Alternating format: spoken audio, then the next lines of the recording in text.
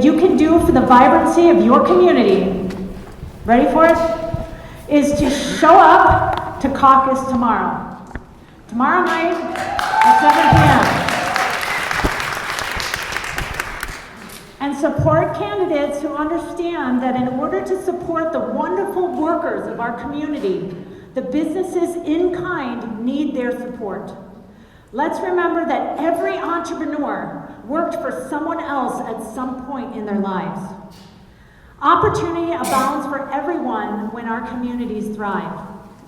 Some people think that the endorsement process is where smart people get in a room and vet their candidates. That's just not true. It is neighbors just like you who get involved and decide to participate that will change the future of Minneapolis. You can find your caucus locations based on where you live online, and they start at 7 p.m. in the entire city at the same time. As history repeats itself, we cannot forget the right to live. Our basic right to live and live safely in our communities is the first and basic human right. We cannot have a thriving community without safety. This must be our #1 priority, and everything else will follow.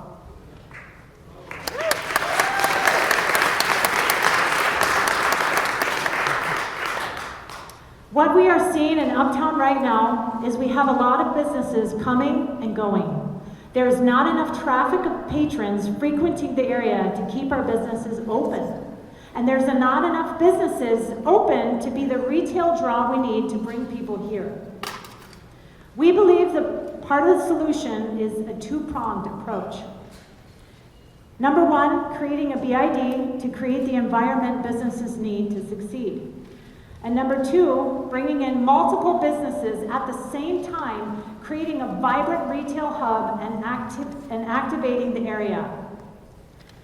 BIDs are actually very common all over the country, and there are large and successful models that we can look to. The Downtown Council here in Minnesota is also a BID. Currently, we have 3 special service districts in the area. The Lowry Hill SSD, which spans from 28th to Franklin on Hennepin Avenue. The Uptown SSD, which picks up several blocks along Lake and Hennepin Avenue. And the the Lynn Lake SSD along Lyndale and the Lake Street intersection. We would like to propose to combine these 3 service districts and pick up all the businesses on Lyndale Avenue from Franklin Avenue to 31st and include them all in one business improvement district. Everyone should have a handout explaining the BID with the attached agenda. Please take a look.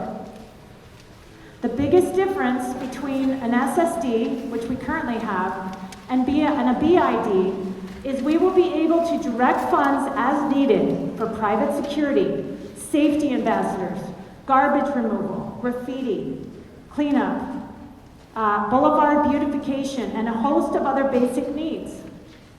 In addition, the BID gives us a vehicle to accept state and city-funded grants, foundation donations, and sponsors to hire staff, pay for area marketing and advertising, and bringing more activations and more activity to the area. Think of it as a self-directed IRA versus a 401k. We believe creating a larger service area would create economy of scale and allow us to do more with more. A vibrant community starts with the environment to do so. Speaking of activations, I'd like to introduce Dan Sutton and the Farmers Market team who have tirelessly volunteered their time to help us bring a farmers market here to Uptown. Let's give them a big round of applause.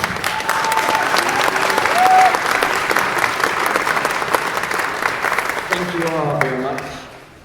I'm Dan Sutton, founder of a brand strategy consultancy, but this evening I'm here not as a business owner, but as a resident of East Isles for 25 years, a board member on the Neighborhood Association, thanks to Mike Erlingson who twisted my arm, and I'm representing a collaboration of 8 neighborhoods immediately surrounding Uptown. Those neighborhoods include Lowry Hill, The Wedge, East Isles, Kenwood, Sidna, West Bedeh-Makaska, East Bedeh-Makaska, and South Uptown.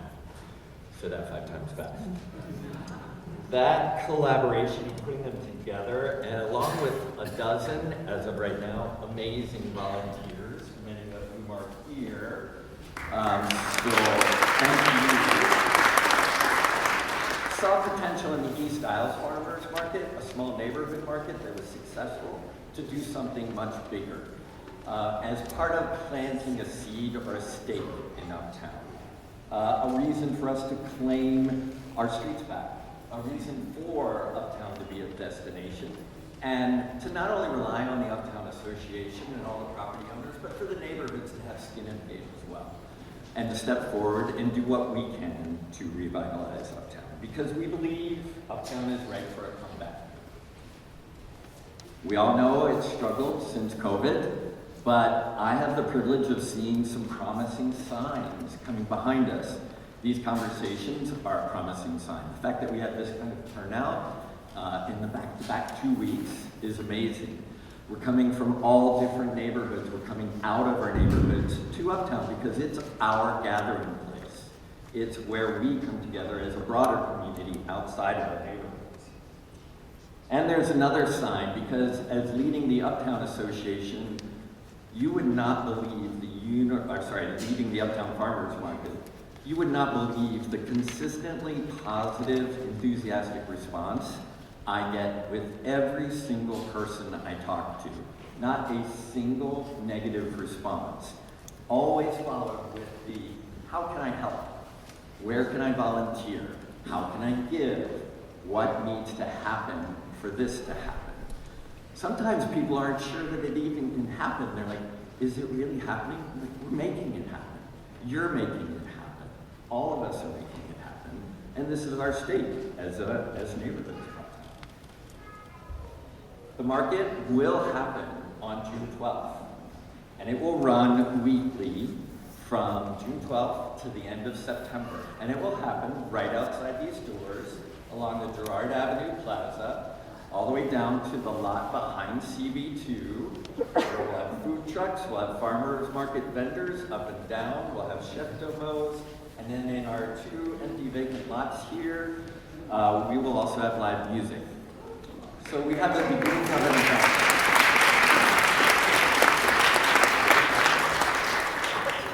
The market will have everything you expect it to have in the way farm fresh meats, locally grown produce, baked goods, cottage goods, food trucks, all of those kinds of things.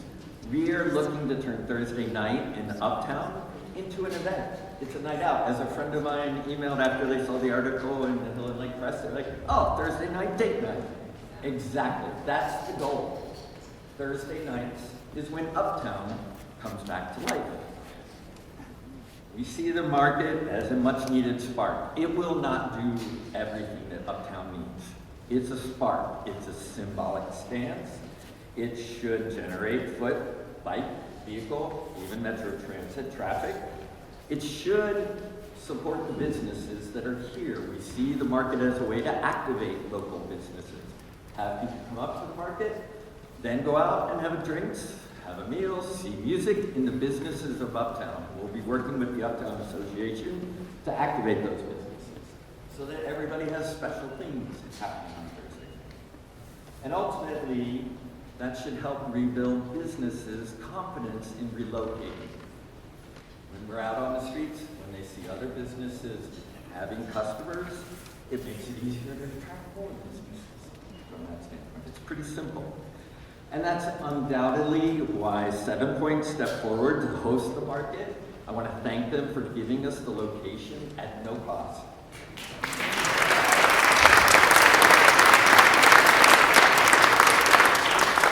Not only did they give us the location, but they've arranged for the site to be cleared. They'll be working on preparing the fence.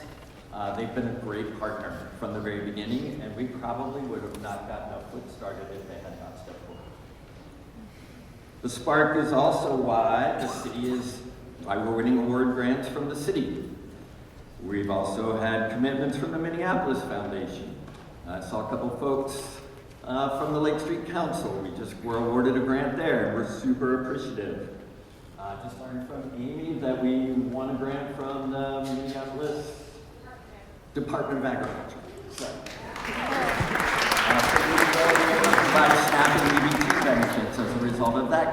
So our goal here is to serve as many people as we can. It's also why Metro Transit stepped forward and agreed to sponsor the event, provide bus passes at discounts, as well as advertising at stations and on the buses themselves, discount tokens here for the market. And it's also why other organizations like US Bank have stepped forward, and we have meetings this week and their consideration of sponsorship. And that spark is why so many of you all, property owners and residents, have stepped forward also to make contributions. We launched a donor box campaign in the Hill and Lake Press just last week. In 4 days, we had $3,000. That's our equivalent of a small donor contribution political campaign. That's how you guys most easily demonstrate your commitment to Uptown. But we'd love to see you volunteer or do more with us. So step forward over here, chat with us, sign up for volunteering if you'd like to. As a result, we're well on our way to fully funding the market. We have an ambitious budget. We want to do it all the way, and we would love to have your help. In the meantime, I'll leave you with 3 questions. Can farmers help grow a community? Can they grow something besides produce? Can locally raised foods nourish new connections? Well, we know food raises, makes connections. That's a guess. And can the Uptown Farmers Market help breathe fresh life into a once vibrant Uptown? I hope you all will step forward and make sure the answer to that question is a resounding yes. Thank you for your time.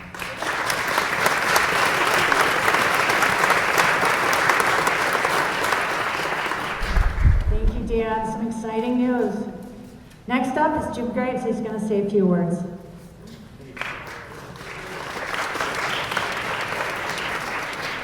Good evening, folks. This is really, really encouraging because we're not only a neighborhood, we're going to be a community. And that's what's so important, to have people come together and support each other in the businesses. And it happens organically, but the dirty little secret is the whole world has changed. We're not the only little epicenter that's had difficulties. I mean, retail has changed, work conditions have changed, where people live, where they exercise, where they recreate. Everything has changed, and we're changing with that. But the good thing is, we've got a lot of really wonderful green shoots. We've got a new coffee shop coming in. We've got the French bakery with Sarah's doing a great job at Black Walnut. We've got whatever coming in. We've got so many good things coming, but what it really takes is a strong city support system that can provide that platform, that basic environment to make us become a community. We've got some great candidates. Lydia's here tonight. She'll do a great job for us. Let's get out and support Lydia. In the 7th, we've got 2 great candidates, Paula and Elizabeth. Let's celebrate them. We've got a wonderful mayor that's really got it. He's got 2 terms of experience, and now he's a better mayor than he's ever been. He's going to be great. We need to support the people that will then support us. But at the end of the day, as a business person, and also a resident, what we need is safety, number 1. It's the oxygen. How would you like to be in a plane all the way from here to New York, bouncing around, bumping around, not know if you're going to live? Well, that's kind of what safety is like. If you don't feel good walking down Hennepin Avenue from Lake Street to 31st, and you're looking over your shoulder because you don't feel safe, that isn't what we need. What we need is safety, number 1, and we're getting that, number 1.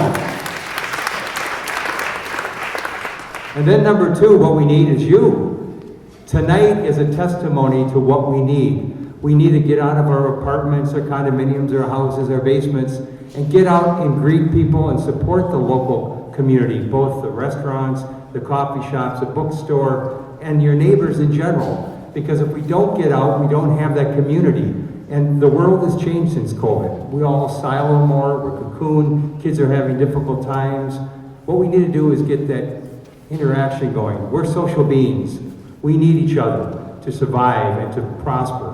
And we don't want to live in the suburbs, nothing wrong with the suburbs. We don't want to have to get in the car and drive for 10 minutes to get a grocery or to get a cup of coffee or to go see your friend. We live in the city for one reason only. We are community people at heart. We love people. And if you want to support this community, and I know you do, you're here tonight, well, keep doing what you're doing, because we've got some great things coming. You're going to see some really good things through Granada is joining forces with the old Apple store. Really exciting news. I can't talk detail about it. It's going to be good. We've got a great theater here. We heard that, I don't want to speak for Stu, but I think Landmark might be putting some money into the theaters, I heard.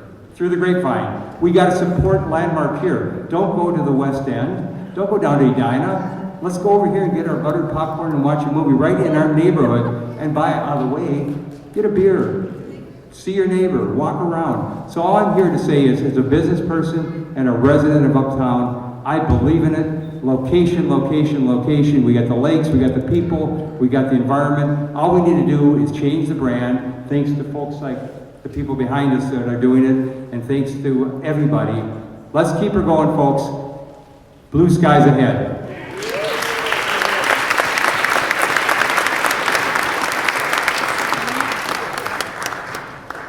Thank you, Jim.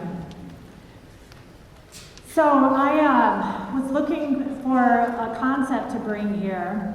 It's called Play Street Museum, and it's a franchise.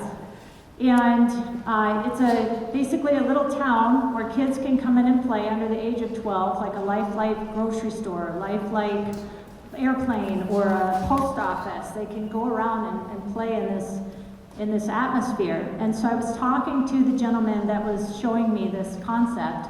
They're out of Texas. And he said, give me a landmark. I'd like to see what the demographics are in the area. And so I said, 7 points.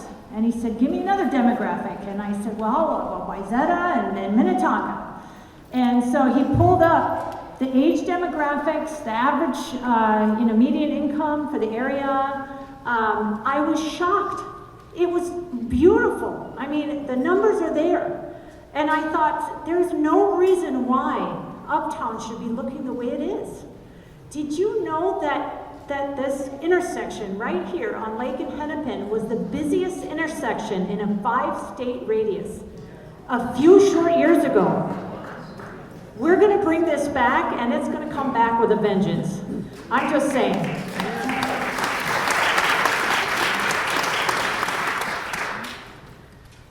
So the second prong to our solution is to actively seek out and coordinating bringing in 30 to 40 businesses to the area at the same time.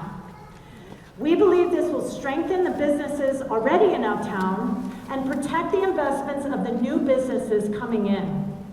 We've heard from many building owners that they have attracted some great tenants and businesses, but then they said that they didn't want to come in and be in a retail corridor alone. We want to hear from you what you miss about Uptown, what you like about it now, and what you'd like to see come into the area in the future. Please fill out the comment cards. Does everybody find one? Know where they were at the entrance? Yep. Great. And send us an email or give us a call if you have any other thoughts. Your input is extremely important. And then please spread the word too. If you know of a business that wants to come to Uptown, a banker, investor, real estate agent, who we would benefit knowing, please pass their information along, and we'd love any volunteer help we can get as well. Let's move Uptown forward.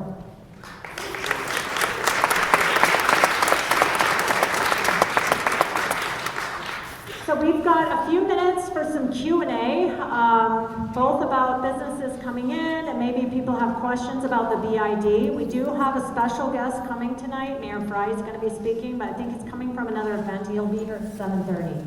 So we're going to take a few Q&A. If those that want to do some comments or questions, if you could come up to the front and speak, so that everybody can hear you, because we don't have a cordless mic. It was cheaper to have a wired mic. Hi, Andrew. Hi, everyone. My name is Ashok Darwal, owner of 4 Yoga Fit Studios along Minneapolis, the closest ones in the Daymark building that we've had for about 3.5 years. I think a lot of business owners would probably have the same question, and it's not rhetorical, but is there any hope for parking? Because that is our biggest problem. Safety is definitely first. I agree with that. But to me, the second one is parking, because even just getting here, I have to park 5 blocks away. And our demographic is pretty much all female, under 30 years old, employees and customers, and they will not park 2 blocks away and have a risk of, and one of my employees got carjacked right in front of Wells Fargo. So at 10 in the morning on Saturday. So to me, parking is critical. So I just don't know if anybody has an update on parking. I know, you can't choose bus lanes again, but the empty bus lanes. Thanks for the question. So would you know it that this is also a responsibility of our city council? The city council, thank you. The city council appoints people that are on our Minneapolis Transportation Department, which then makes the plans for our city. So if you want to see changes on our roadway design, think about transportation for whoever is going to be elected, and maybe ask them some questions pivoting towards that. And show up for caucus. Yep.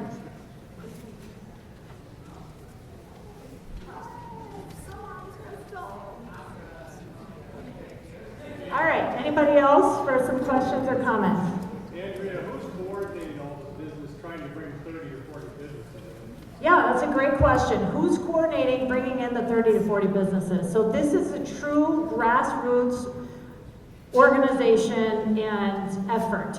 It's not going to come from just 1 or 2 people. But the UA and those on the UA have decided to put in their volunteer time to source some of these businesses to come in. So we're going to be working with the leasing agent for 7 Points, and then talking to a lot of the building and business owners along a 2-block radius. And our hope is to come in and bring in, sorry, I lost my train of thought there. To bring in the businesses in a short radius, okay? Because we want people to see impact and volume in a small area, and we're hoping that by doing that is going to create other people to want to spill over into other blocks in the area. So our focus is going to be on a 2 or 3 block radius in this intersection to try to concentrate the businesses to come in at the same time. Yes?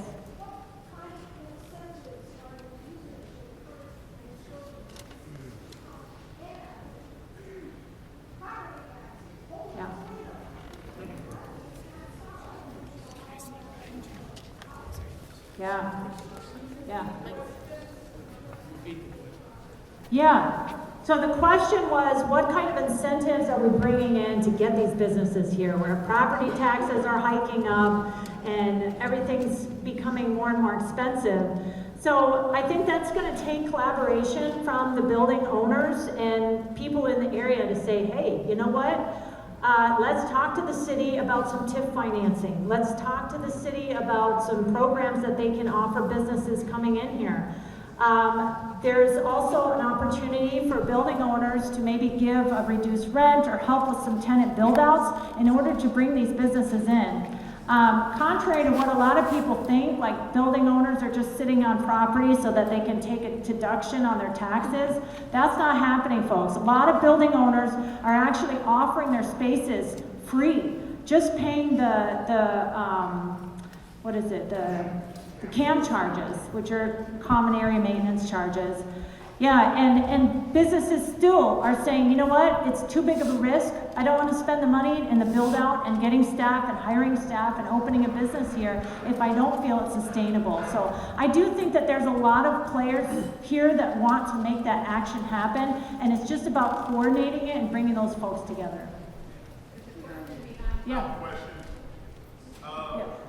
My name is Michael Wilson. Everybody say hi. Hi. Everybody say it loud and say hi. Hi. Okay, so here's my question.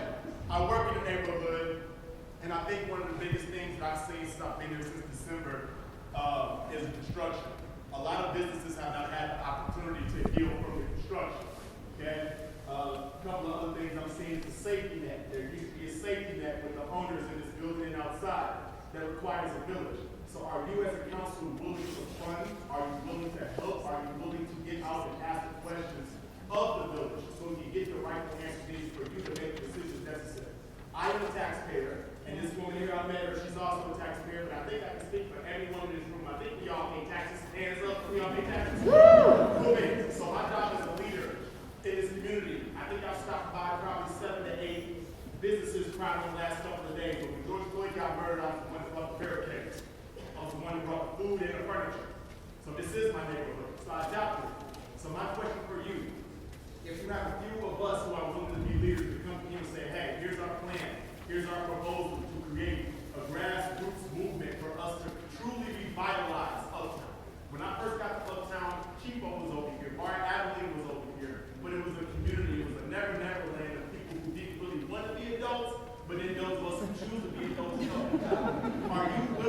and ready, keyword was ready, to assume the responsibility of all the souls and hard-earned taxpayer dollars in this room. Because I'm willing to give my time. I work over at the Granada Theater. My owner, Amy, is effing awesome. And I gave her my word that if I join her team, that I was going to be a part of the full revitalization process. That means that you can come over and meet with me once a month so we can have a QA about what we and you can personally do to reach 5. I think the math is mathing. Because if I get 5, I think Meet Minneapolis came see us. If I get 5 and they get 5, that's 25. 25 more, that's almost 500 people that we can directly impact. We can do that in 90 days. So if you're willing to meet with me personally for the next 90 days, I will give you my time, my efforts, and my willingness to see what we can do to not just help me, but everybody in the room. Cool that?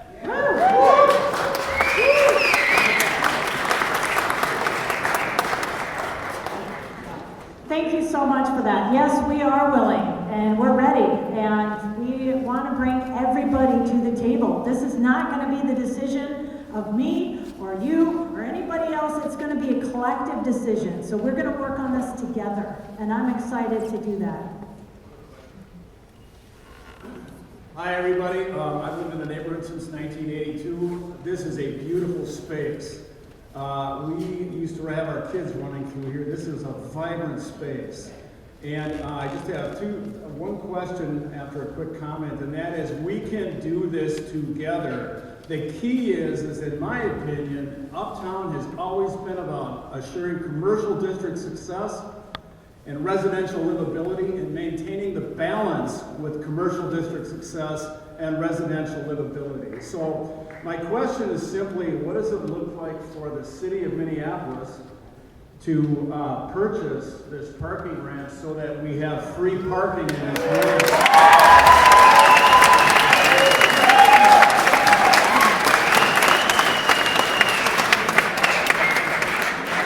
Great idea. If anybody knows the owner, send him my way.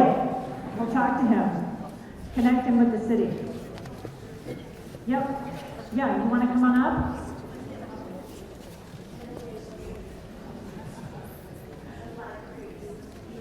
I spent too much of my youth doing crazy things in Never Land here in Uptown. Hi, I'm Tracy Nordstrom. I live in the neighborhood, and I really embrace the idea of a BID. My question and my concern is that in order, my understanding, to have a really thriving business improvement district, right, you have to have all the businesses here because it's a public-private thing. There's a lot of money that has to go into it.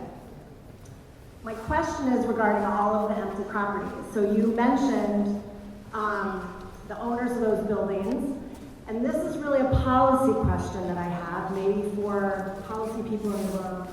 If Minneapolis wants thriving commercial districts and a business improvement district is to happen, why is there not policy that says you cannot have an open storefront like the Gap, former Gap space, Victoria's Secrets, for more than 5 years? I understand that some businesses are feeling trepidation about coming for all the reasons we know. Retail has changed, security is an issue in Uptown. But I feel like if we're going to have an integrative solution, it has to be integrative. We have to have the political side as well and the policy side. So many of these businesses have been empty. And I'm a pedestrian, and I shop in Uptown, and I walk my dog every day. It is a ghost town. And so that's my question on policy, and maybe when the mayor gets here, others can address that. But I would like to say, as a voter and as a constituent, we need some policy shift around vacancies and what is allowed in a vibrant community.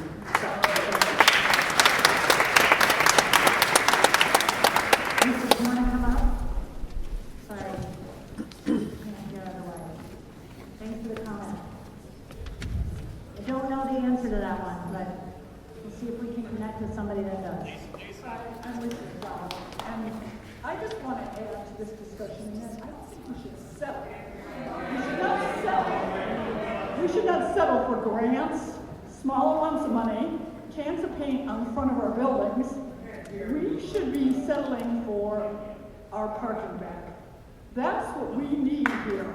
That is why people can market to our businesses. And if we want to parking ramp, and trust me, the city can make that work, I know. That's fine. If you say, okay, in lieu of giving us our parking back on the street, we'll take that, so people know that we have that. But if we just settle for these little dips and dabs of money or programs, I don't think we're gonna get anywhere, because if you think about it, we were doing pretty well until they took all of our parking. And I think that I worked really hard on the corporate neighborhood farmers market for 5 years. It's a lot of work. It took about 5 years to get that established. This will be a good thing. It will bring people to the intersection. It'll be wonderful. But any of these things are single deals, and nothing. People today want to drive up to the business and be able to get out in front of it. And I just say, stand your ground on that. So.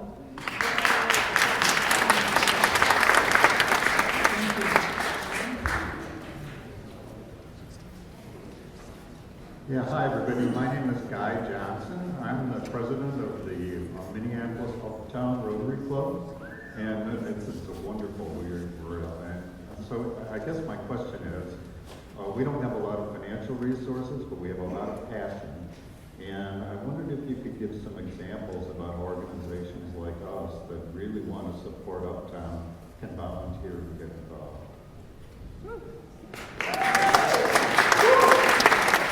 Amazing. Thank you so much for that. Let's have a meeting after this. Let's meet for coffee. I definitely want to talk about that. Thank you for the volunteer efforts. Sorry, we got one more over here. I'm wondering if there's someone here who could give us an update on the YW space that we assumed was going to be renovated and occupied, and someone who could give us an update on apartments being part of 7 Points, both behind me and affordable.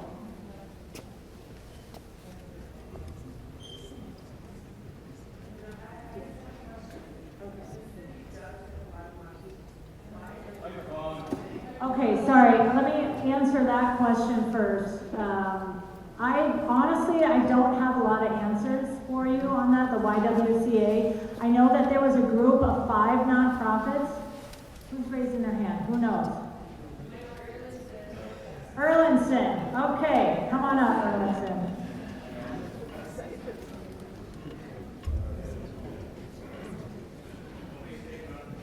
Just read the Hill Lake Press. Yeah, no. Currently, the state legislature, Scott Dibble and Frank Hornstein, gave $11 million to the groups, the Rise Up Center, to create this. They are supposed to raise an additional $10 or $11 million on the side. They've been doing that, I guess, in dribs and drabs. The building was initially supposed to be closed on and sold last October. Then it was moved forward to January. I've been told recently that they've closed, but there's no records that can be found on it closing. So people are still pushing forward. The city has put a couple $1 million in as well. I think Cashman has earmarked a couple of grants for the Rise Up Center as well. I happen to be the current president of the East Isles Neighborhood Association. The Neighborhood Association opposed that use of the facility, not because we have anything against any of the groups. They all do good work, but it was the wrong groups in a building that needed so much work. Just astronomical to think about it. And many of the groups are training workers that unfortunately right now are, in some of the cases because of the Trump administration, are being gathered up and sent out of our country. So that has created an odd dynamic for those groups as well. So, but as of right now, I think the answer to the question is they're still moving forward, and the YWCA still supports the sale of the building to the various groups. And so once that takes place, as a community and as neighborhoods, we're going to have to do our best to help them be successful, or we'll be right back in the desperate state that the building is in today.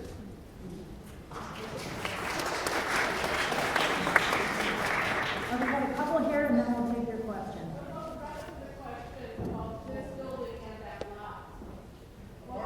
Are you able to come up and speak in the mic so that people can hear your question? And then we've got some people in line here, so we'll go. This question was already asked about what's happening with the apartments that were to go in here and this empty lot, the affordable housing. And I want to add to that. So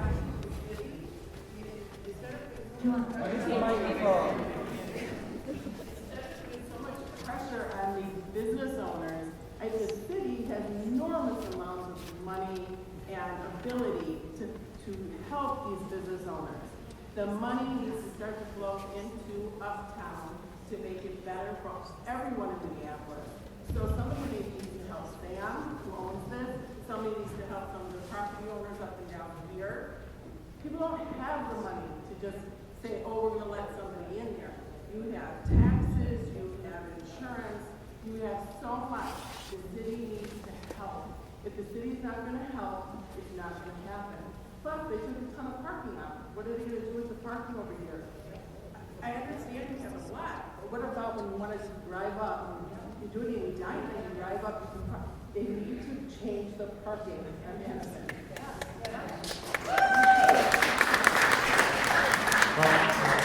No, I'm going to answer the question. I'm sorry, I apologize. I'm going to try to answer some of it. As a business owner, we can't look to the city for money. What we look for the city, their lane is to provide a platform that we can conduct our businesses.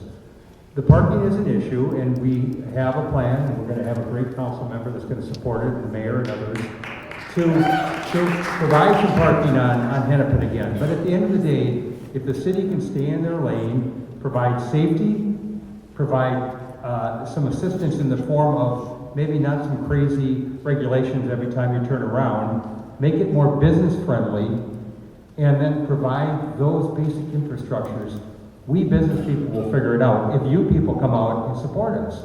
And we have to have a product that you want to support. But at the end of the day, the free market works. But we need a platform.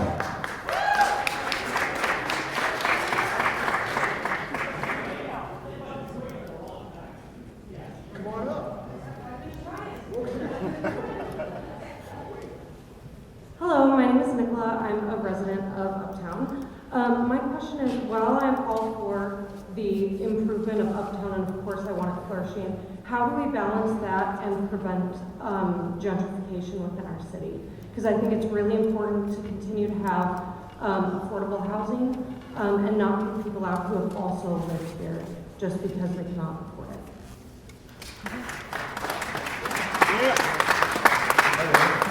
My name is Peter Gruden. I'm a new resident of the area.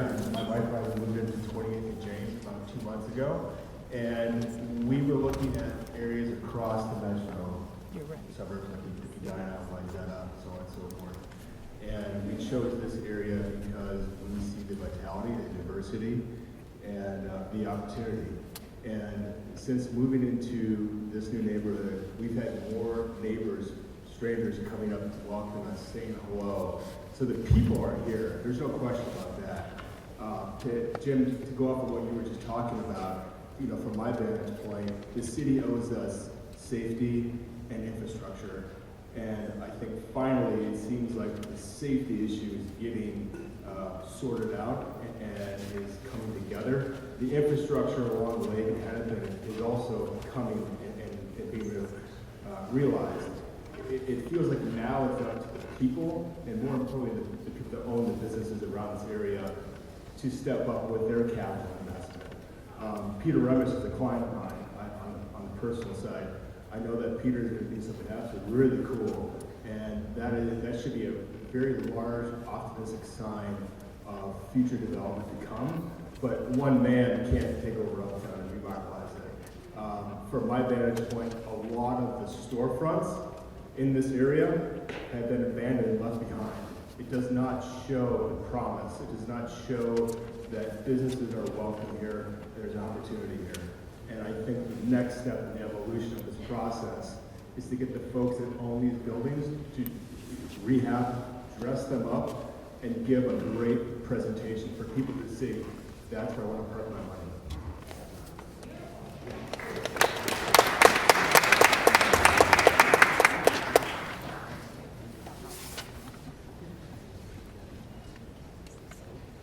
I'm Ted Nagel. I live in the East End. And I wrote a letter to the editorship. So forceful. A couple of years ago, we have the Hennepin, the YWCA, or why building down there with a big parking lot right next to it. And I wondered why that wasn't taken over by the city, and maybe even the building RADs to increase the parking space there.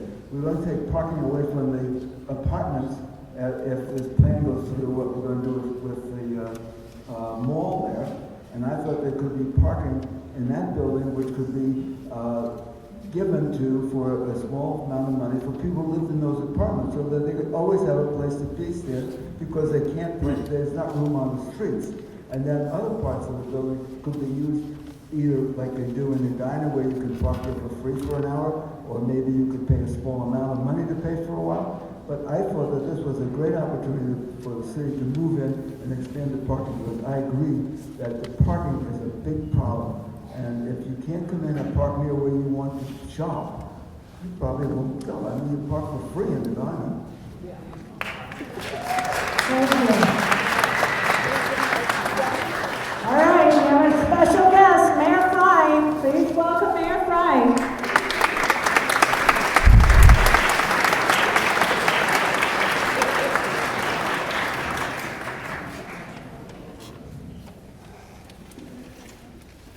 Well, I hope you guys are ready for this here, because I got a lot of information that I want to provide to you. But first, I want to give a huge thank you to the people that have both put this event on and those that have been so extraordinarily invested in Uptown.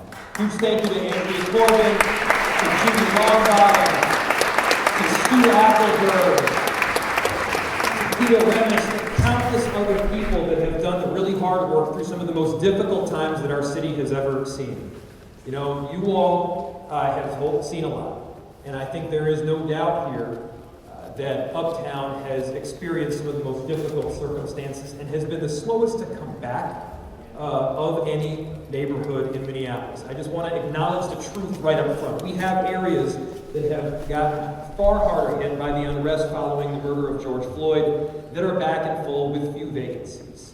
We have other areas of the city that have taken the next step and come through and evolved. And Uptown, as you all know, and I'm just telling you the truth here, has been hit by a perfect storm of a number of different circumstances, from the murder of George Floyd to the subsequent unrest, Winston Smith shooting, the issues associated with that, which were profound, the construction, which so many small and local businesses were bearing a whole lot of burden through a series of years, and then, of course, the economic conditions as well.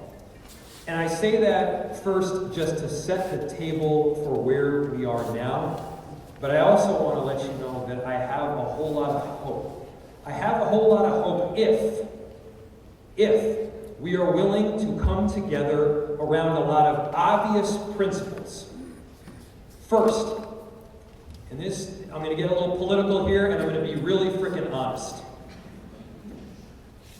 I have heard more than a few council members talk about how the best way to oppose Donald Trump is to go as hard left as we possibly can. The opposite of extremism is not the opposite extreme. The opposite of extremism is good, thoughtful governance. Where good, thoughtful governance where we listen to the data, we trust in experts, we hear out our communities and a whole lot of diverse perspectives, and perhaps most importantly, we love our city more than our ideology. We have to be loving Uptown and our city more than we love our collective ideologies, and if we get something wrong, you admit it, and you move forward, and you correct it. That needs to happen right now in a whole bunch of different areas. So first, I want to talk about safety. Safety has to be not one of the top priorities, it has to be the top priorities. If you want a simple explanation, and I'm going to give you a much longer explanation as to how we revitalize Uptown. But a simple explanation is make it safe, make people feel safe, make sure that small local businesses get the necessary care that they need in order to open and then stay. That would be a recipe for success in the area that is simplistic. But more broadly, we have to be doing the right work. First, I believe that along these corridors, when people walk along them, we need to not just have police officers, but you want to have police officers that know the area, that have developed out positive relationships with the small and local businesses and the communities that they're charged with protecting and serving, that are working a regular shift so that you know from 4 to 6 p.m. every Tuesday, Wednesday, and Friday, you have an officer and you even know them by name. Here's the other truth. We aren't there now. We don't have the ability to place beat officers. Why? Because we don't have enough officers, period. But we are seeing some progress there. As of last year, we saw a 133% increase in applications. For years, I have heard from constituents that they want to see our police department reflect the broader community. What do they mean by that? They mean they want the officers to be diverse. They want the officers to actually live in our city and or be extraordinarily committed to it. I've got some good news. It's happening. It is happening in numbers that we have never seen before. The officers that are both signing up, that are coming in as cadets, and that are in the pipeline of community safety officers, they are so deeply committed to this city. They want to be the change, and they want to get in at that ground level to be an example for so many other cities to follow. That recruitment effort that we've been undergoing is working. And we're going to see substantially more police officers enter the force this year. 45% of that 133% increase in applications came from a campaign known as Imagine Yourself. I'm going to get blunt here. It was a campaign that has been working. It is a campaign that resulted in a whole lot of new recruits that were coming in and were wanting to imagine themselves as a police officer or a 911 dispatcher. That campaign worked so well that guess what happened? The city council cut it. No need to boo. But I do want to tell you the truth as to what's happening. This is not my opinion. It actually happened. It was cut. And so, look, I am responsible. I do take accountability. When crime is up, I take it very personally. There are times when crime is up and the perception are that crime is up. There are times when crime is down and the perception does not match the reality. But regardless, I am responsible to make sure that people both feel safe and experience the reality of safety in our city. We are seeing right now some really excellent progress. So when I tell you these numbers, I'm not saying the job is done, and I'm not saying we're washing our hands clean of the issue. I'm saying quite the opposite. But I do want all of you to know exactly where we are making progress and where we've got a lot of progress left to go. In the area of homicides, homicides are down dramatically. We're talking about at least 50%. This is a knock-on-wood moment here. We are nearing in on a record in recent history for the longest time that we've had in our city since a homicide. Now, I know that is a very low bar for everybody because we're talking about somebody dying. But these are the kind of calls that I take in the middle of the night. These are the kind of occurrences that happen in the city that dramatically impact outcomes for people that we care about and that we love. We're seeing progress there. On top of that, we're seeing about a 65% reduction in carjackings. We're seeing around a 50%, I gotta check that number, reduction in car thefts. Assaults are dramatically down. Virtually every category of crime is dropping substantially. Again, I say that not to say that the issue is done with. I say that to say that we are making progress and you all can help that progress go even further. But we need to be realistic about where things are at right now. So the first thing that we need to do again is take care of safety. But it's not limited to that. We also need to make sure that the businesses that are coming in have the opportunities to succeed. There have been more than a few instances over the last 20 years or so where somebody has pronounced Uptown is dead. I'm sure you all remember.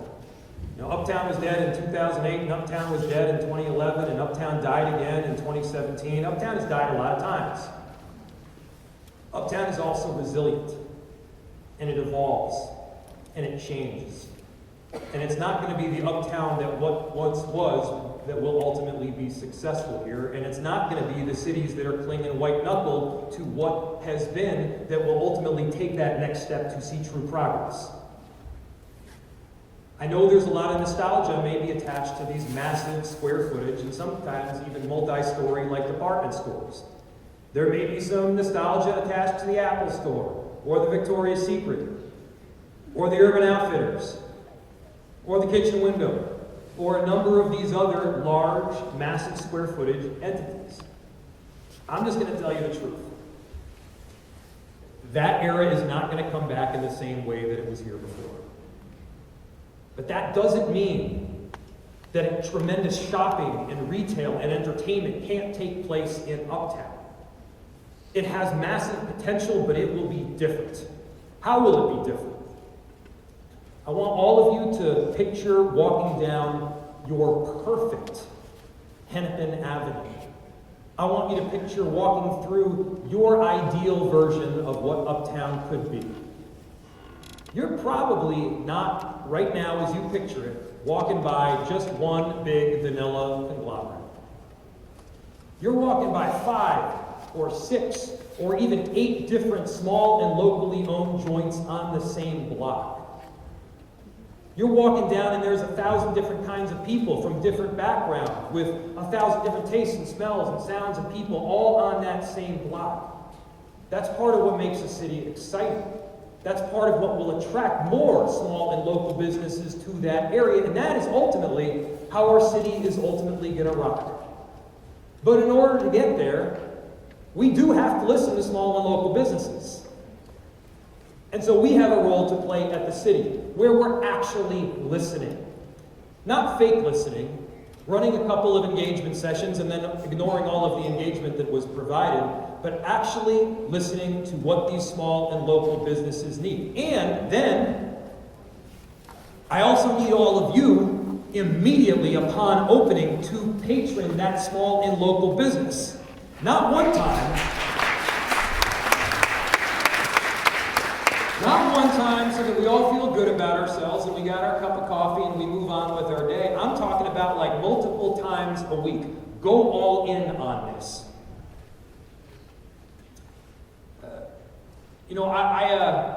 I want to give you a couple promises about what this next year will look like and what this summer will look like as it applies to Uptown. We're dealing with Uptown right now. This is the Uptown conversation. So, I want to give you a couple promises about what Uptown will look like and what you will see.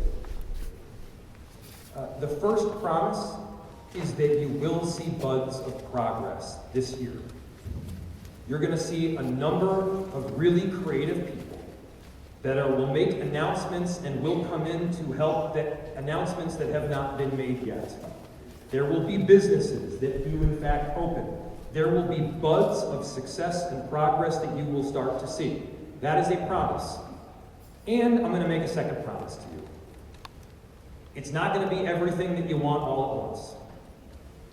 It's not going to be one burst and explosion and suddenly Uptown is exactly the vision that we all want to see.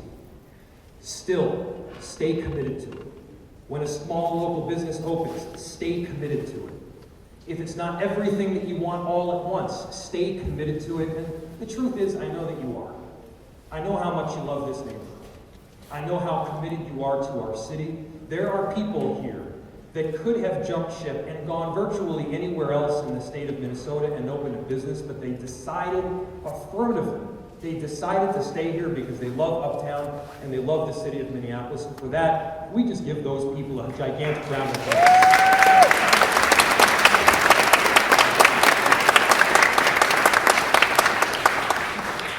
And I know that all of you need the city as partners in doing that work too. And so, look, I will just finish with this. I'm all in on helping. We will find the necessary tools, whether that's small local business grants, whether that's providing access, yes, parking. By the way, I don't know if we talked about that yet. So I don't know if we talked about this, but especially in the immediacy here, some of those cross streets on 27th and 28th, and then we're also looking at 26th. We're taking out the temporary paid parking to allow free parking in these areas. As we look to the long-term vision to how we get this set up. So this is something that we can do soon or in the immediacy. And then simultaneously, we need to figure out what that long-term vision looks like. This is work that we can do. And yeah, we have an evolution that will inevitably take place, and we're all going to need to change at the same time. And so, look, I need you all to get involved in a big way. I need you to get involved. I need you to attend your caucuses. I see some head nods. I'm not messing around. I need you to attend your caucuses. I need you to write an email. I need you to talk to your neighbors. I need you to provide us with input, constructive input. It doesn't help anyone, if we're at odds with each other and we're just at each other's throats. Let's be real, let's be honest, let's be frank. Not like in a Minnesota nice way, but in an honest way. Yeah. All right? And let's find areas where we can work together to bring this extraordinary place back. I love this city. I know you love Uptown. Uptown and the city has been through a tremendous amount of adversity over these last 5 years. And here's what I'll tell you personally. I have learned a lot over these last 5 years. I am not the same mayor as I was when I first took office. I'm not the same person. But I have learned lessons that have made me a better mayor and a better leader. I have recognized that a whole lot of the best ideas that I have are not my ideas at all. They have come from so many people in this room. We're going to use those ideas each and every day to make sure that Uptown doesn't just come back, but we blow by that old normal to see something truly transformational. I believe in you, I believe in this neighborhood, and I believe that working together, we can really make this happen. Thank you so much, everybody.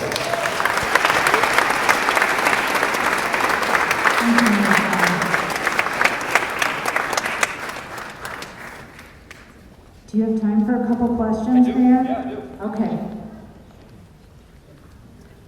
Okay. And, yeah, some water?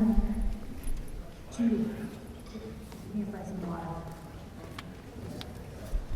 Just a reminder, too, to fill out the comment cards that we gave you. We really want your feedback.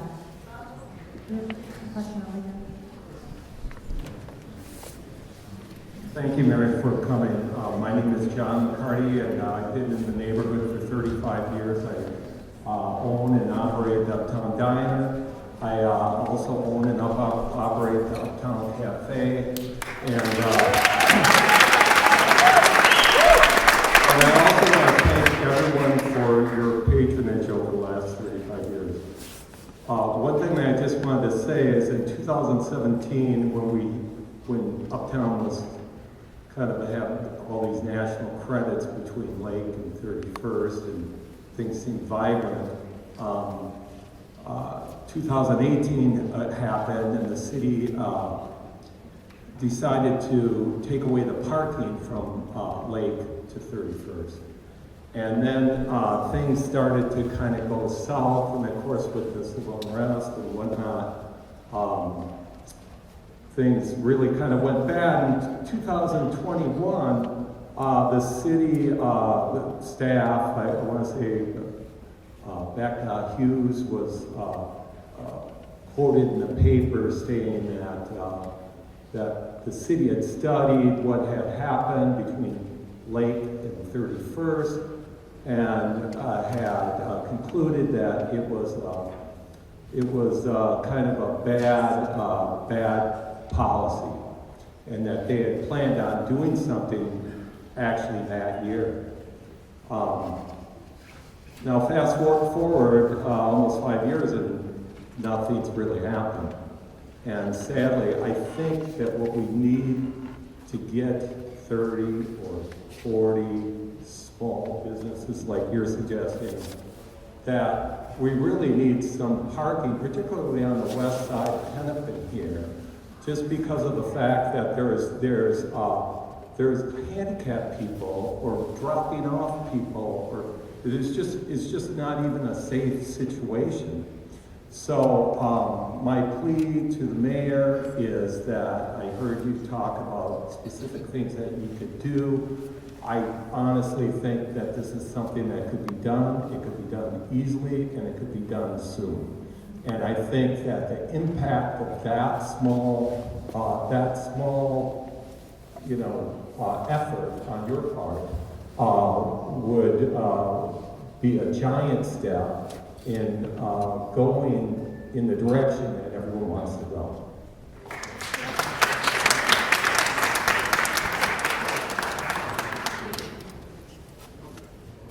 He deserves another round of applause, actually, for all of the investment and being such a mainstay of this community. We say thank you. No, look, we hear you loud and clear. We collectively, as a city, are trying to get to the next phase as to how our transportation system functions. That is, yes, inclusive of bus ridership, yes, inclusive of automobile and bike and ped. And it is a balance that I think we're all wrestling with. I'm sure you all are familiar with the sequence of this story, where there was a proposal that was put forward to allow for a 24-hour bus lane when we don't have 24-hour bus service. Yeah, come on. I'm just trying to get to common sense here. A bus lane makes sense to me. It does, and some people may not agree. But in many different cases, it does make sense to me to be able to have a public transportation system that works. It can't be universally on every street, and I get that. Now, at the same time, if you don't have bus service for 24 hours, why would you have a bus lane that is sitting vacant with nothing in it? And so I think we all need to just be realistic and apply some common sense to how things can actually work. And so there are a number of programs that we will be rolling out in Uptown. None of them, in and of themselves, will save the day. None of them, in and of themselves, will lead to some sort of massive revitalization. We're getting art in the storefront. That's one piece. A lot of these vacant buildings, vacant retail space, we're bringing in local entrepreneurs and artists so that they can display their craft, thus allowing for a business owner or a property owner to get some rent and a longer-term tenant. The artists will be able to display what they're doing, and simultaneously the street will be set up with a whole lot more color and vibrancy than it presently is. That is not a long-term fix. I'm also being honest with you, but it'll help. We have other grants that are at the city that will help incentivize these small and local business owners to get going and get started up. And we're going to make sure that we're utilizing every bit of that business and technical support to make sure that Uptown is coming back. Uptown deserves our focus, and we hear you.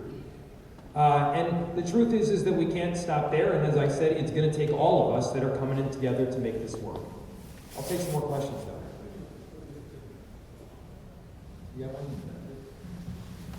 Jacob, I'd just like you to comment on the success you and Chief O'Hara are having with the 911, 311 calls and the immediate attention to homeless encampments, and frankly, ending them in our city.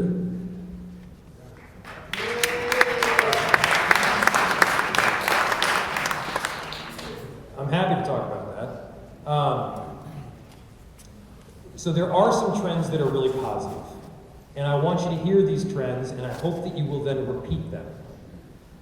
Again, none of these trends mean that we have done the work and we're finished. The first trend is that crime is dramatically down. in almost every single category, in virtually every single neighborhood.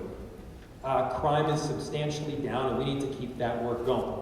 I'm deeply appreciative of the work that Chief O'Hara has done in partnership with Commissioner Barnett. Again, we have officers that are coming on right now that want to be part of the change. Our numbers are netting positive, which is something we had not seen for years. And that is a trajectory that we need to see continue. The other piece is regarding homeless encampments. So one of the main reasons that I got into politics to begin with was around housing, something that I'm very passionate about. Due to a number of different factors, the population in our unsheltered community, our unsheltered homelessness, is going down drastically. One, we are presently providing 8.5 times the amount of deeply affordable housing that we were before I took office. I want to repeat that so you all can hear it. 8.5 times the amount of deeply affordable housing since before I took office. We're talking about housing so that people who are experiencing homelessness have that next rung on the ladder to pull themselves out. Traditionally, they have not had that rung, and because of it, we were perpetually keeping them as homeless, which was not only the immoral thing, but it was also financially really dumb because it costs way more to have a person cycling through hospital stays and homeless encampments and sometimes jail than it did just to get them a home. So we're doing that work. Second, we've managed to keep rent stable more than virtually any city in the entire country, and we are recognized as having the #1 housing policy anywhere. We're broadly recognized for being the top housing city anywhere in the whole country. But moreover, as it applies to homeless encampments, there is a really positive trend that we're seeing. As of last year, we saw between 250 and 300 people that were experiencing unsheltered homelessness. And by that I mean predominantly in encampments. As of last week, that number was around 27. So 250 to 300 then, and 27 as of last week. We had encampments that were as large as 100 to even 150 people. The largest encampment that we are aware of, as of Friday, was 3. Again, I'm not saying that work is done. I'm saying that we're making progress. And for those that'll say, how did we get here? Let me tell you. 1, we're providing more deeply affordable housing. 2, we've got partnerships that are baked in with Hennepin County to make sure that we're providing the kind of social services support that people need, the wraparound services that people need, the addiction care and treatment that people need. 3, we've got a homeless response team that is going out to offer shelter and housing again and again, offering shelter and care and treatments to people. And then the final piece is a broad recognition that homeless encampments are not safe. They are not safe for either the people that are living in them, nor are they safe for the surrounding neighborhoods. And right now we have a chief that is working in conjunction with these other groups that I just mentioned to prevent them from happening to begin with. And by the way, since a lot of these encampments have ceased to exist in these neighborhoods, which are almost always very low-income neighborhoods, the number of 911 and 311 calls have dropped by almost 80%.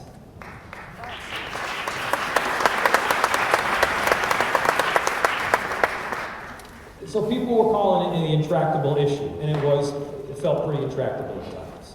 But we are making progress. And so progress can be made here as well. The progress can happen when we're all coming together and we're partnering to make a big difference. And we're just being honest about what we're seeing on the street. We're being honest about what small and local businesses need. And so I'm very optimistic about that. I'll do 1 or 2 more here. Yeah. Hello, everybody. My name is Lydia Millard, and I'm actually running for City Council.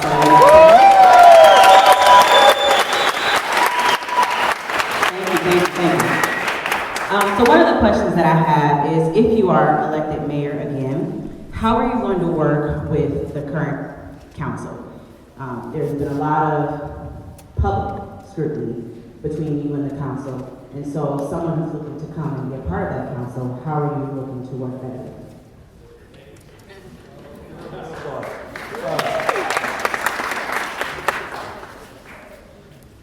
So to be very blunt, I want to work in good faith with anybody that is willing to work in good faith with me.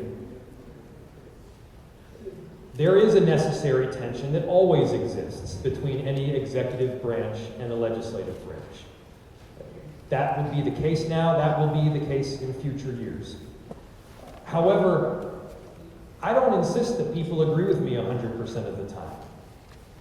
Here's what I ask for.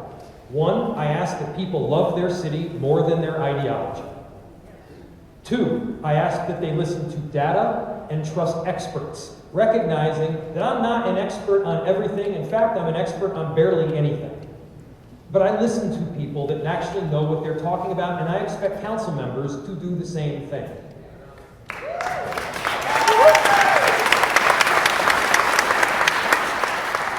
And three, I do expect council members, in fact, I expect everybody to say the same thing to me in private that they will then say in public.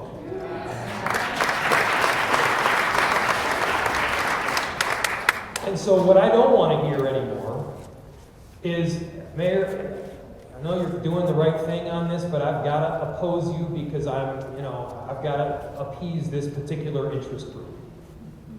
Garbage. We should have the guts to tell our own side what they don't want to hear. And I know there are times when I've disagreed with people in this room. I'm sorry, but we do disagree at times. And that, I think, is the nature of any mayor that you will ever have in the history of this city. But you also have to be willing to tell the truth when the truth is tough. And I have seen more than a few instances where someone is concerned to tell the truth because their home is going to get spray painted, or they're going to get protested, or they're going to experience a whole bunch of wrath online. And from personal experience, I'll tell you, it doesn't tickle. It's not all that easy the first couple of times, but over time you gain thicker skin, and you learn. And what I'm looking for in a city council is not a council that's going to agree with me 100% of the time. I'm not.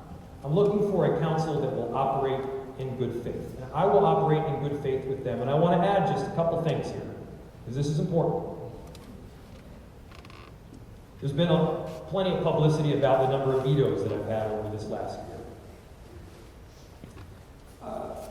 I did not need to veto nearly as many things in my first 6 years in office.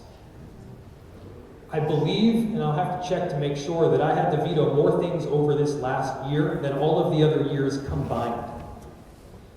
I did this not because I like to veto stuff. I don't. I did this because the direction that was taken was wrong for the city. And I'll give you... And so I will work with anybody in good faith, but what I'm not going to do is abdicate my responsibility to do what is right for Minneapolis. And I'll give you a few examples here.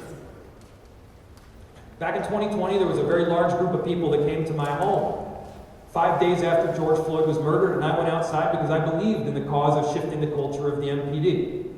They asked for me to commit to defunding and abolishing the police. And I said no. I got spat on and called names and shamed. And maybe at the time I felt like my political career might have been over. But I knew I had done the right thing. The next day, a veto-proof majority of the city council committed to the same thing that I had just said no to. But not just that. More recently, who remembers the Uber-Lyft issue? Let's go through this. Let's talk about it. I supported a dramatic increase in the rate of pay for drivers. And I was willing to work with a council to implement a dramatic increase in pay. I talked to drivers, I talked to riders, I talked to Uber and Lyft, I talked to people with disabilities. We brought these groups together, and I put out a policy based on that and based on data that was provided by the Department of Labor at the state of Minnesota. And that data showed that there was a range of options that you could look at.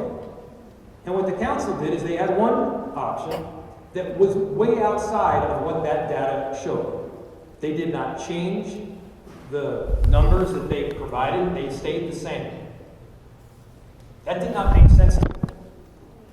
Because yes, Uber and Lyft was going to leave at that rate. And what happened? The state of Minnesota came in, they overruled the city council, they took away our authority to regulate in this area in its entirety, and then they implemented a rate that was nearly identical to the one that I had proposed 6 months earlier.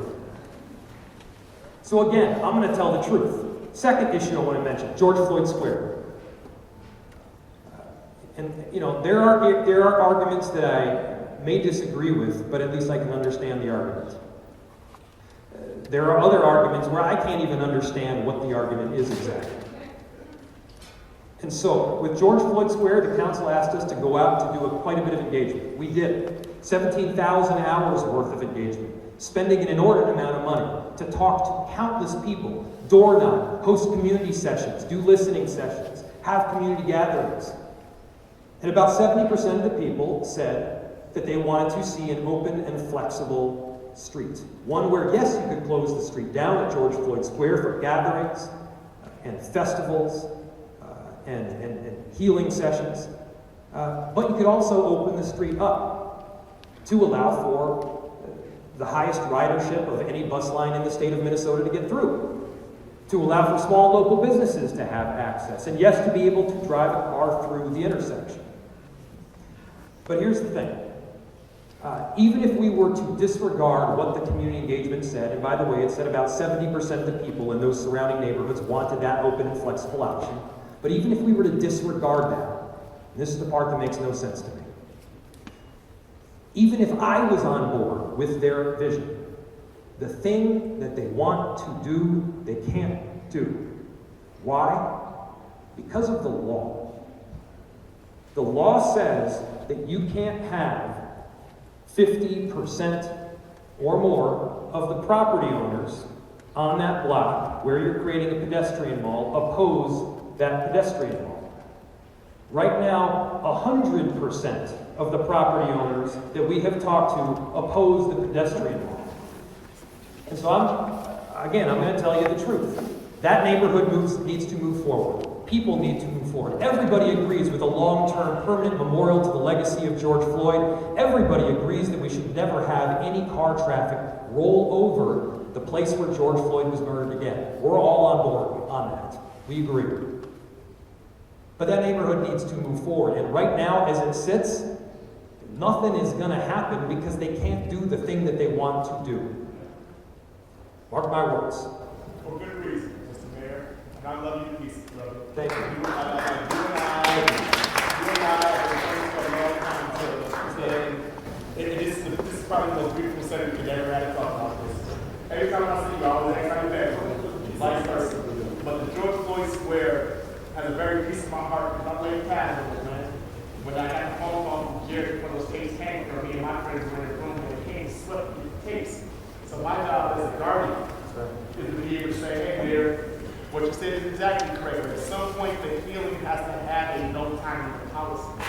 When people are healing and they're thinking about the trauma that happened on that land, to create anything in the area would represent a lynching site. A lynching site is something that when somebody was killed back in the 1800s, people walked by it and looked at it and glorified it. But I will tell you something. I was able to talk to over 2 million, 3 million, 4 million people from all over the world. And whatever plans come with it, I blame God on the plan, brother. So I trust the fact that the decisions that's going to be made on the land will be proper, respectable, and honorable. But the only request of the people, and I'm speaking for the people, is that they just need time. There needs to be a time that they're allowed to heal. I know we need to move forward. You're absolutely right. When it comes down to national time order, 5 years is coming up. But I live PTSD every single day with that, brother. Because I have to listen. I've been covering National Geographic. I can't walk around here not understanding my responsibility. Right. And I think this is a moment between you and I that we've been waiting for a long time. Just like I shook the Chiefs' hand, and North Philly somebody just like this. Just like this. And this is, this is what they want to see. Products. And even if it's a basic conversation between me and you right now, I'm going to go back to the community and tell them. Just like I talked to the chief, like, hey, I talked to Mr. Mayor and Uptown across the street, and his heart was in it, and he said the truth, and I appreciate that truth. Brother, I appreciate that so much. And you have my word, and I'll go back and talk. Thank you.